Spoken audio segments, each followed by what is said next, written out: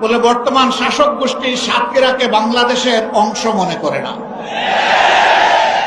সাতক্ষীরার উপর তারা জুলুম করেছে, সাতক্ষীরার জনগণের অধিকার দেয়নি, মানুষ খুন করেছে, গুম করেছে, পঙ্গু বানিয়েছে, ইজ্জতের উপর হাত দিয়েছে, সম্পদ লুণ্ঠন করেছে এবং মানুষকে কার্যত তারা তাদের দাসে পরিণত করেছে।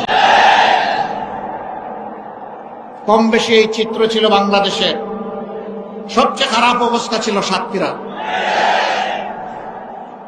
আমরা মহান আল্লাহর দরবারে দোয়া করি, শুধু আল্লাহর দিনের পক্ষ নেওয়ার কারণে যদি এই জেলার এই অবস্থা হয়, আল্লাহ তুমি দুনিয়া এবং আখিরাতে এই জেলার মর্যাদা তুমি বাড়ায় দাও। প্রিয় সহকর্মী বৃন্দ, বাংলাদেশ জামাতে ইসলামী আল্লাহ এবং জনগণের কাছে প্রতিশ্রুতিবদ্ধ যে এই জমিনে আমরা ইনসাফ কায়েম করতে চাই, আমরা দুর্নীতিমুক্ত একটি বাংলাদেশ গড়তে চাই, আমরা সুষম উন্নয়ন মানুষকে উপহার দিতে চাই। আমার জেলায় প্রধানমন্ত্রী আছে, তাই সব কিছু এইদিকে জোয়ারের পানিতে চলে আসবে, এই বাংলাদেশ আমরা দেখতে চাই না। আমরা এমন একটি বাংলাদেশ দেখতে চাই, কেউ চাইলেও তার অধিকার পাবে, না চাইলেও তার অধিকার পাবে।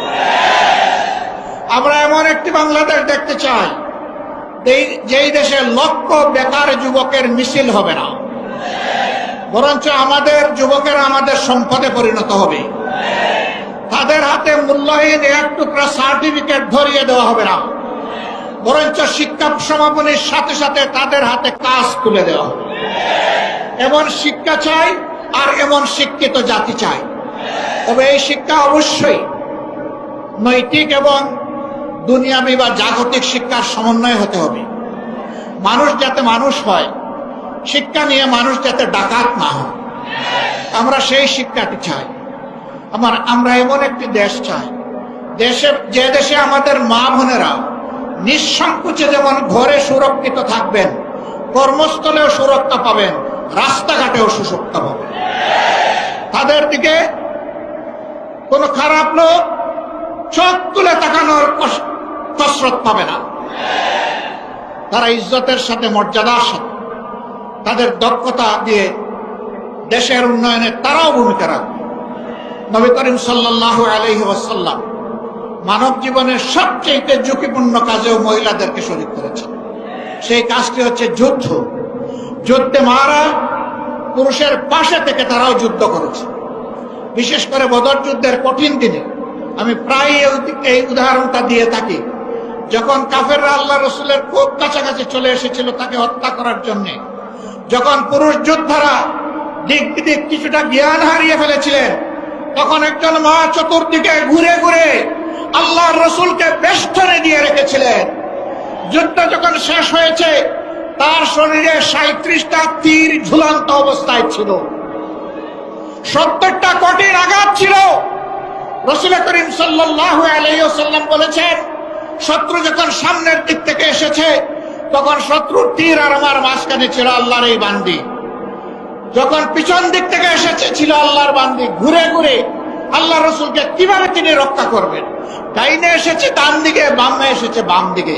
আমাদের সেই সর্বোচ্চ ইজ্জতের মর্যাদাবান মায়ের নাম ছিল হযরতে নুসাইবা রাদিয়াল্লাহু তাআলা আনহা।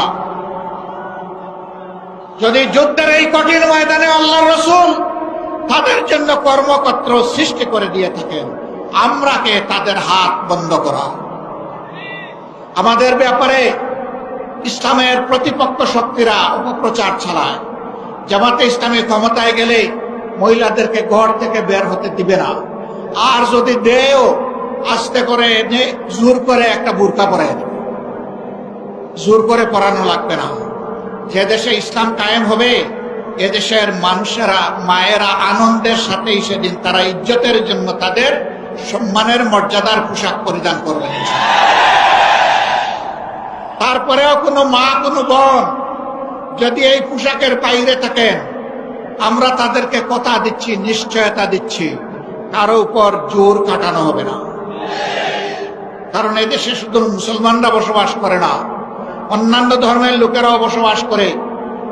তারা তো আমাদের ধর্ম যেহেতু গ্রহণ করেনি, তাদের জন্য ইসলামের প্রেসক্রাইব করা পর্দাও তাদের জন্য প্রযোজ্য নয়। তারা যদি ইসলামের সৌন্দর্যে অভিভূত হয়ে ইসলাম কবুল করে সেটা ভিন্ন কথা, তাদেরকে ইসলাম গ্রহণ করতেও কাউকেই বাধ্য করা হবে না।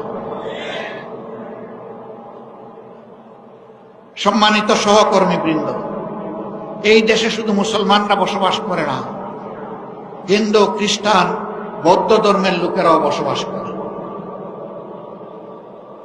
আমরা এমন একটি দেশ চাই যে দেশে মসজিদও পাহারা দেওয়ার প্রয়োজন হবে না, মন্দির এবং মঠও পাহারা দেওয়ার দরকার, গির্জাও পাহারা দেওয়া লাগবে না। সকল ধর্মের লোকেরা তাদের আপন আপন ধর্ম তাদের মতো করে শান্তিতে নিরাপত্তার সাথে তারা পালন করে।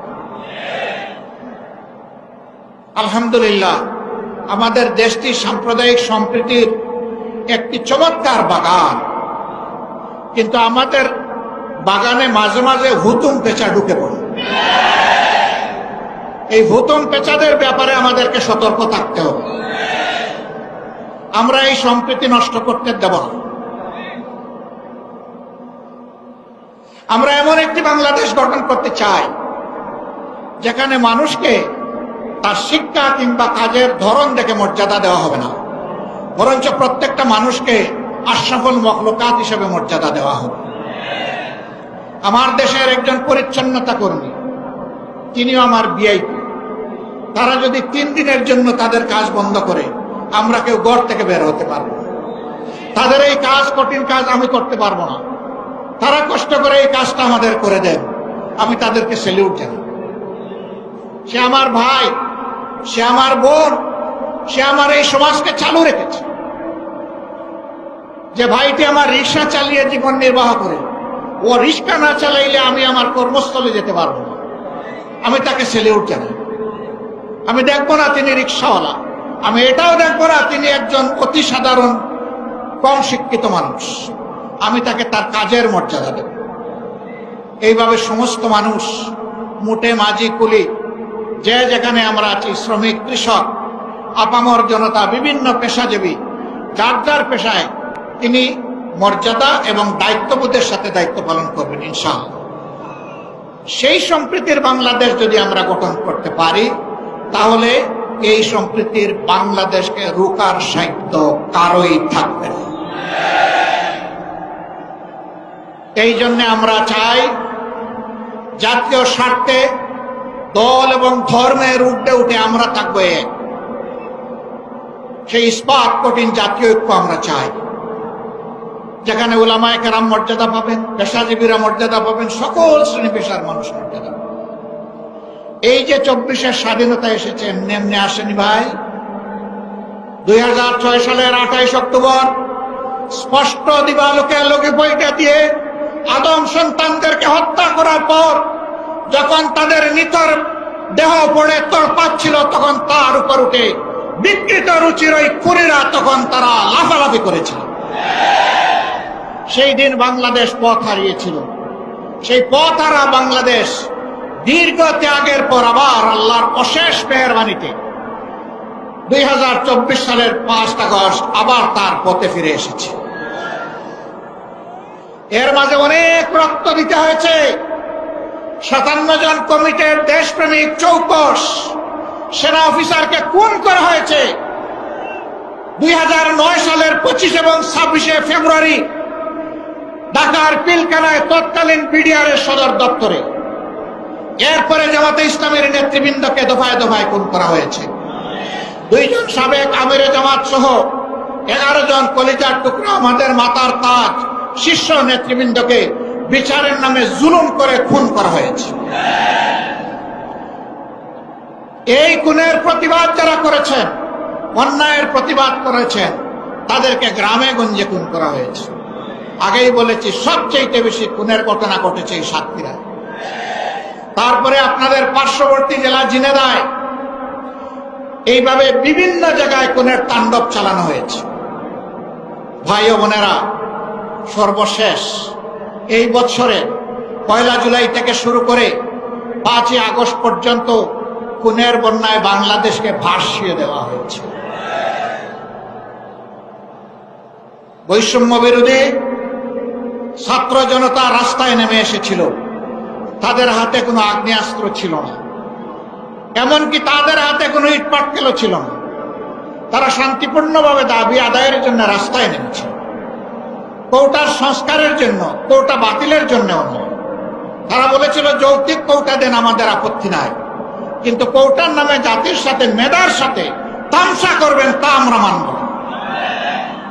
কেন তারা এটা বললো? এই জ্বালায় তাদের বিরুদ্ধে মানুষের কিনা, এদেশের মানুষের কিনায় অস্ত্র এবং বুলেট দিয়ে জাতির বিরুদ্ধে তাদেরকে পাঠিয়ে দেওয়া হয়। একদিকে সরকারি বাহিনীকে নামিয়ে দেওয়া হলো, আরেকদিকে সরকার তাদের সশস্ত্র গুন্ডাদেরকে নামিয়ে দিল। এই উভয় পক্ষের আঘাতে আঘাতে জর্জরিত হয়ে ১৫০০-এর কম বেশি আদম সন্তান শুধু এই ক্ষুদ্র সময়ের ভিতরে দুনিয়া থেকে বিদায় নিয়েছেন। ৬ সালের ২৮ অক্টোবর থেকে শুরু করে ২৪ সালের ৫ই আগস্ট পর্যন্ত জালিমের জুলুমের শিকার হয়ে যারা বিদায় নিয়েছেন, আল্লাহর দরবারে দোয়া করে আল্লাহ তাআলা তাদেরকে শহীদ হিসাবে কবুল করুন। তাদের পরিবারকে আল্লাহ মর্যাদা দান করুন। এই পরিবারগুলো জাতির সম্পদ। আজীবন আল্লাহ তাআলা এই পরিবারগুলোর কাছে আমাদের ঋণবোধের মানসিকতা নিয়ে তাদেরকে সম্মান করার তৌফিক দান করুন। যারা পঙ্গু হয়েছেন তাদের খেদমতকে আল্লাহ কবুল করুন। আল্লাহ তাদের জীবনটা সচল করে দিন। প্রিয় সাতক্ষীরাবাসী, আজকে আসার পথে আমি দেখলাম এরকম আরো ৩টা মাঠ উপচে পড়া মানুষ রাস্তাঘাট। এই মাঠে তাদেরকে সুযোগ দেওয়া যায়নি বলে আমি সবার পক্ষ থেকে দুঃখ প্রকাশ করছি।